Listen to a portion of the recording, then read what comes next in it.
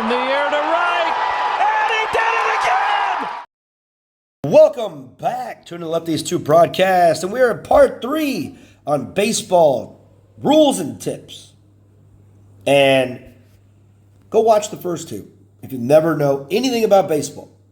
These videos will help you, and it'll get you a little acclimated to baseball clash.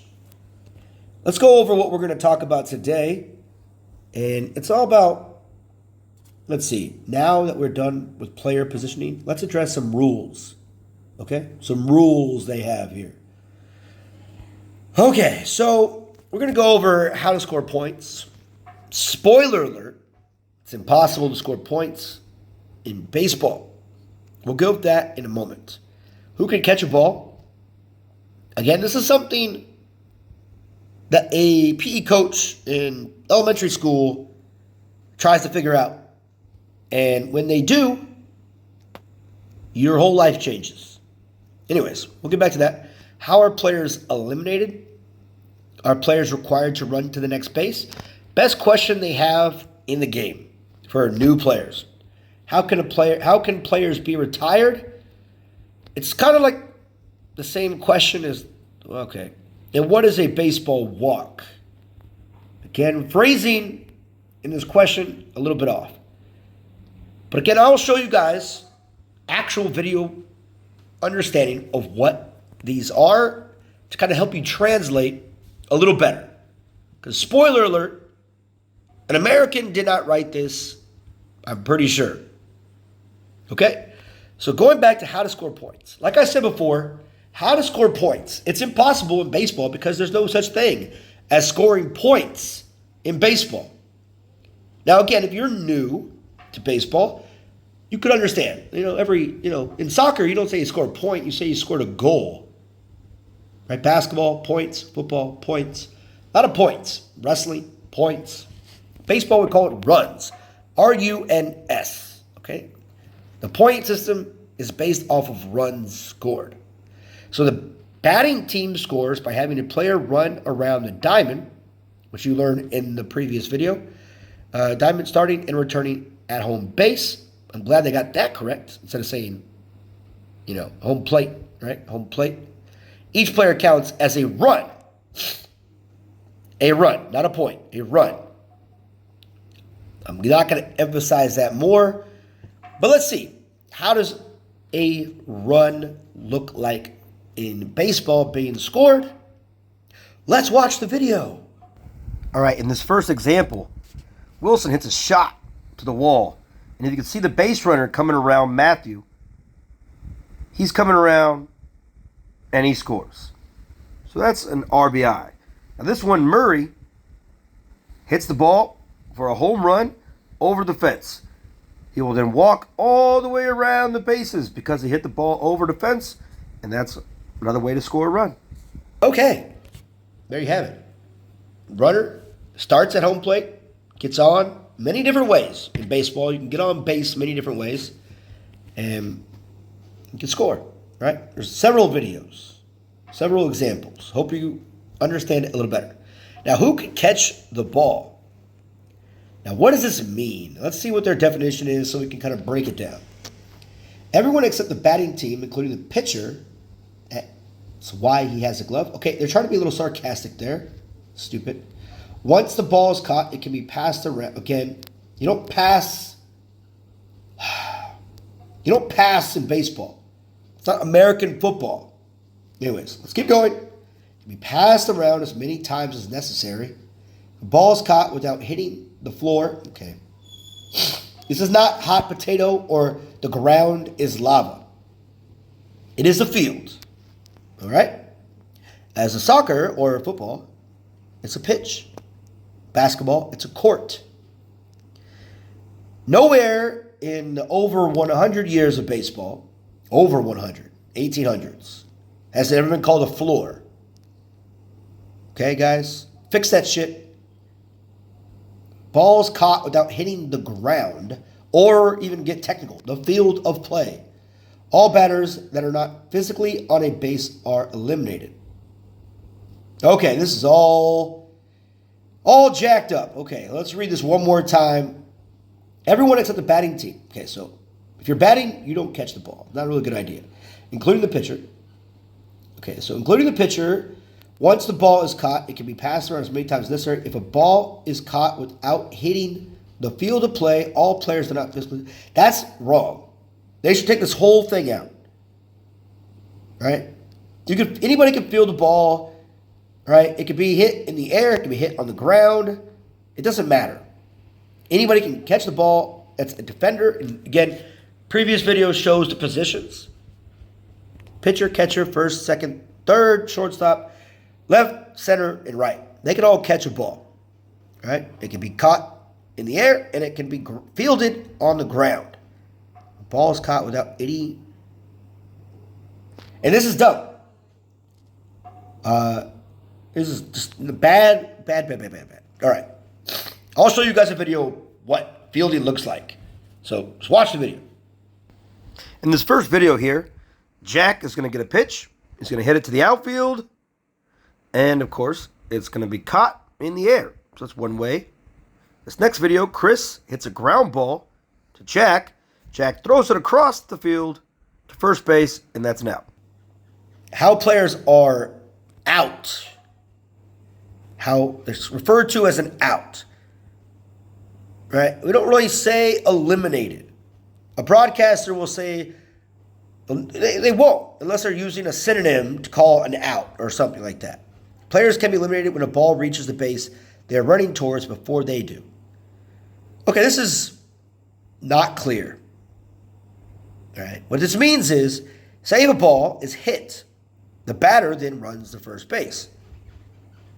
Now, if the ball hits the ground, a fielder, as you saw in the previous video, will field it and then throw it to first base, second base, third base, or home, depending on where the ball is hit. Right? And it's not that. This is ambiguous. Players can let the ball reach the base.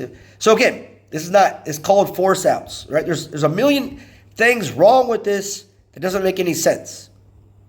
If a player hits the ball and they're hitting and they run to first base, if the ball beats them to first base, then they are out. But if a ball beats them to second base and they're not tagged, there's so many things wrong with this. It doesn't answer any questions. It's confusing to a new player. So we'll show you a video of what this looks like in their terms. All right, so here's an example of a ground ball. Fielded by the first baseman, throws the out at second, safe at first.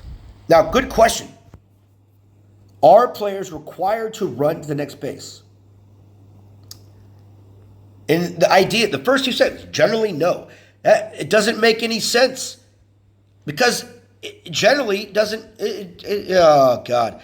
Players might choose to stay put or even turn back if they believe they would be eliminated. Otherwise, however, two players cannot be occupying the same base since the batting player always has to run. If a player is in the first base, he'll usually need to run along with any player adjacent base. When two players occupy the same base, the lead runner, the player was the first on the base as opposed to the batter, is entitled to base. All right, this is like kind of right, but the first couple sentences, man, make it so confusing. Players are in certain times required to run. This video would take like 10 minutes or 20 minutes on this topic alone. Here's a video. In this first example, again, Chris hits the ball to third. Matthews at second base doesn't have to run. Chris is out at first. This next one, again, Koo hits the ball to first, but Murray's on first. He's forced to run to second as Koo runs to first. All right.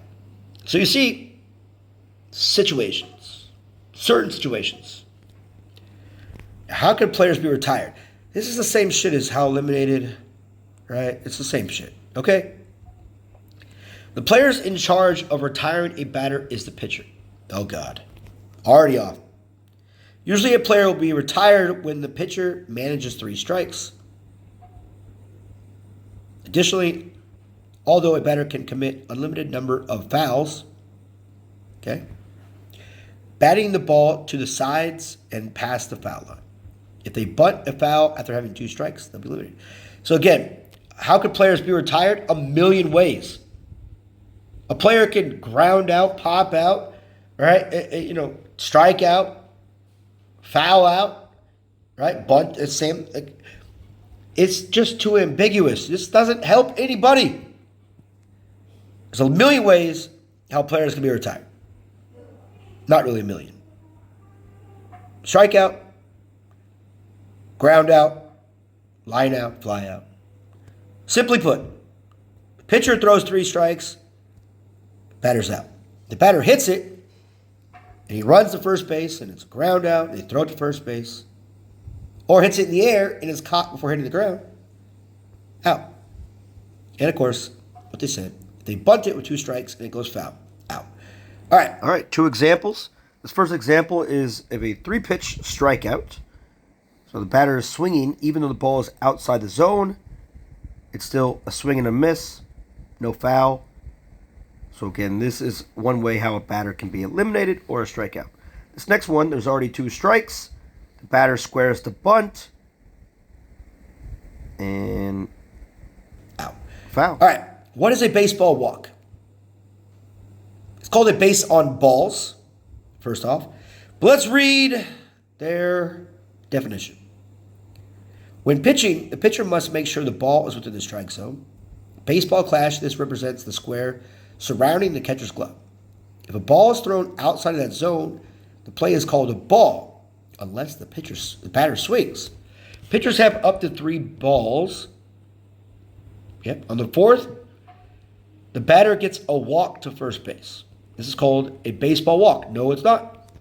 It's called a walk, because saying a baseball walk, that's going to assume there's a basketball walk or a football walk or a golf walk. We're already playing baseball. It's just called a walk. That's redundant, okay? Now, the better term is the one base on balls. That's the term. That's what it is. A walk or base on balls. There are more players on the bases. They each get to take the adjacent base. Yep, that's true.